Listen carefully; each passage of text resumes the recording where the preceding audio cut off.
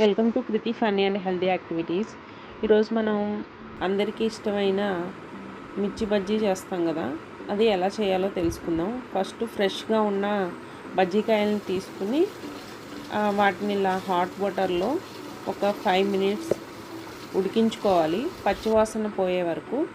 తర్వాత మనం తీసి ఇలా కొంచెం వేడి తగ్గే వరకు ఆరబెట్టుకుని శనగపిండి, వాము తీసుకుని దాన్ని కొంచెం సాల్ట్ యాడ్ చేసుకుని ఇలా మిక్సీ పట్టుకోవాలండి.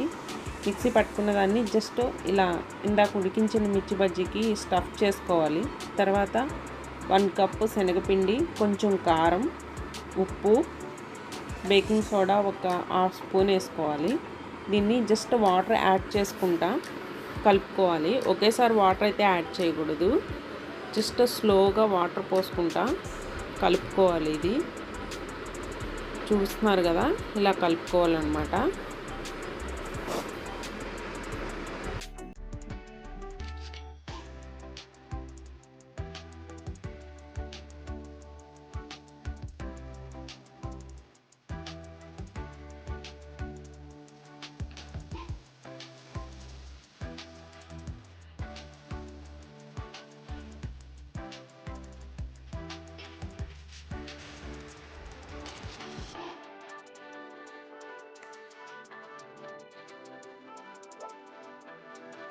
ఎప్పుడైనా రైన్ పడుతూ ఉన్నప్పుడు ఇలా మిర్చి బజ్జీ చేసి తింటే చాలా బాగుంటుంది ఫ్రెండ్స్. ఈరోజు మాకు ఇక్కడైతే కనుక బాగా వర్షం పడుతుంది, చాలా చల్లగా ఉంది. సో మేము ఇలా మిర్చి బజ్జీ ప్రిపేర్ చేసుకున్నాం. మీరు ఎప్పుడైనా ట్రై చేయండి, ఇలా చాలా బాగుంటుంది.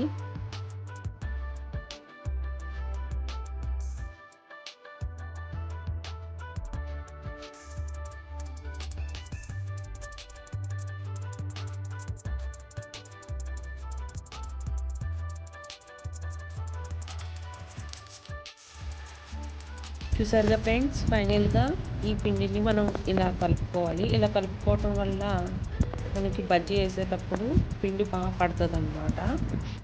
తర్వాత మనం ఆయిల్ పెట్టుకుని ఇలా స్లోగా 1 బై 1 ఆ పిండిలో ఈ మిరపకాయలని డిప్ చేసుకుని వేసుకోవాలన్నమాట. పిండి లేయర్ లాగా మొత్తం అంతా స్ప్రెడ్ అయ్యేలాగా చూసుకోవాలి ఫ్రెండ్స్.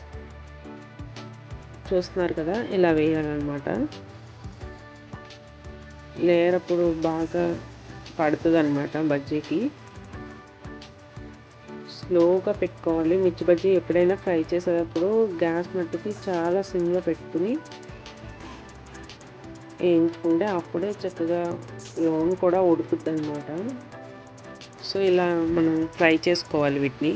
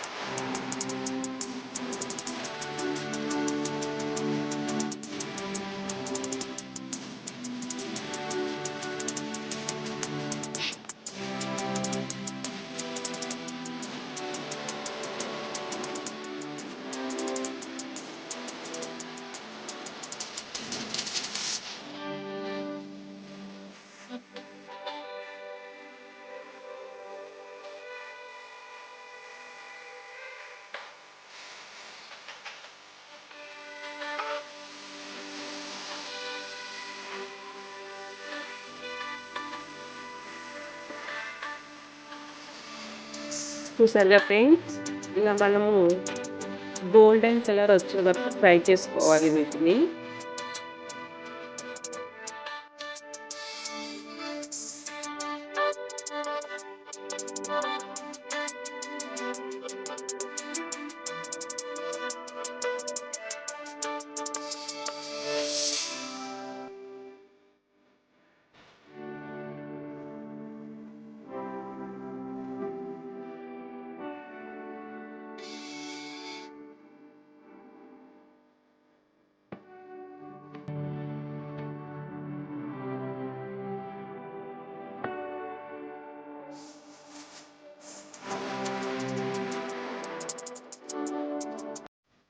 ఫైనల్గా ఈ బజ్జీల్లో ఇలా ఆనియన్స్, పల్లీస్ స్టఫ్ చేసుకుంటే చాలా బాగుంటుంది ఫ్రెండ్స్. ఇష్టమైతే లెమన్ కూడా ఇలా పిండుకుంటే చాలా బాగుంటుంది. ఒకసారి ట్రై చేయండి. మీకు కనుక ఈ వీడియో నచ్చినట్టయితే లైక్ చేయండి, షేర్ చేయండి, సబ్స్క్రైబ్ చేయండి. Thank you for watching friends.